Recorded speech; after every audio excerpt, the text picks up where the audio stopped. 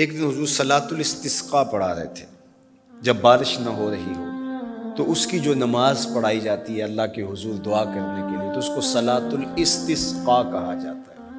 ام المومنین سیدہ عائشہ رضی اللہ تعالیٰ عنہ سے مروی ہے۔ تو نماز پڑھاتے پڑھاتے حضور نے ہاتھ آگے کیا، پھر پیچھے کھینچ لیا۔ تو عمومی طور پہ ایسا نہیں ہوتا۔ تو صحابہ نے جب دیکھا تو بعد میں کسی نے پوچھا، حضور آج نماز میں آپ نے ہاتھ آگے بڑھایا اور پیچھے کھینچ لیا، مجھے بتائیے کہ حالت نماز میں نظر کہاں ہونی چاہیے؟ جائے سجدہ پہ ہونی چاہیے نا، لیکن صحابہ حضور کو دیکھ رہے ہیں۔ اللہ اکبر۔ صحابہ سے کسی نے پوچھا کہ تم بتاؤ ظہر اور عصر کی نمازوں میں حضور قرات کرتے تھے؟ کہاں کرتے تھے؟ بخاری میں۔ تمہیں کیسے پتا ہے کرتے تھے؟ کہا نحن نعلم باضطراب لحیتہ، ہم حضور کی مبارک داڑھی کی جنبش سے اندازہ کرتے تھے کہ قرات ہو رہی ہے۔ معلوم ہوا نماز بھی چلتی رہتی تھی، رخ محبوب کی دید بھی ہوتی رہتی تھی۔ اور اقبال کہتا ہے شوق تیرا اگر نہ ہو میری نماز کا امام، میرا رکوع بھی حجاب میرا سجود بھی حجاب۔ اللہ اکبر۔ تو حضور نے ہاتھ آگے بڑھایا اور پھر کھینچ لیا۔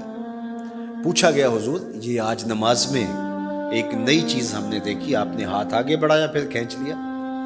فرمایا ہاں، جنت میں کھجوروں کا ایک خوشہ لٹک رہا تھا، میں اس کو توڑنے کے لیے ہاتھ ڈالا تھا، پھر میں نے چھوڑ دیا، اور اگر میں توڑ لیتا تم قیامت تک کھاتے رہتے، ختم نہ ہوتا، لیکن میں نے کہا نہیں چلو پھر قیامت کو ہی صحیح۔ اب حضور کھڑے کہاں ہیں؟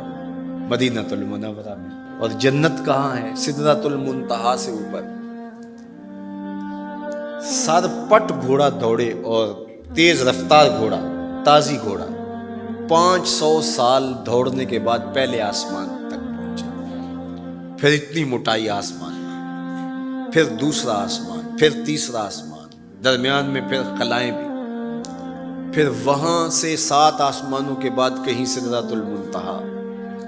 اور قرآن بتاتا ہے کہ جنت بھی سدرۃ المنتہا کے پاس ہے، پھر آگے جنت، اور جنت کے جو درخت ہیں وہ 70,000 سال کی اونچائی پر ہیں، وہاں لٹکتی ہوئی کھجوروں کے خوشے، اور حضور علیہ السلام نے یہاں کھڑے ہو کے ہاتھ بڑھایا اور وہاں حضور کا ہاتھ پہنچ گیا۔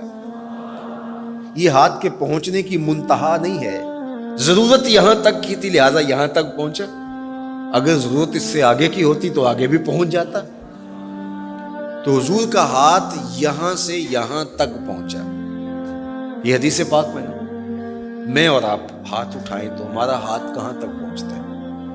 5 فٹ قد ہے تو 3 فٹ اوپر ہاتھ پہنچ جائے گا، تو ہمارا ہاتھ 8 فٹ تک پہنچے گا، زمین سے 8 فٹ تک، چلو کسی کا 9 فٹ تک پہنچے گا، کچھ چھلانگ لگا کے اچھل کے اوپر لے جائے گا تو 10 فٹ تک پہنچ جائے گا۔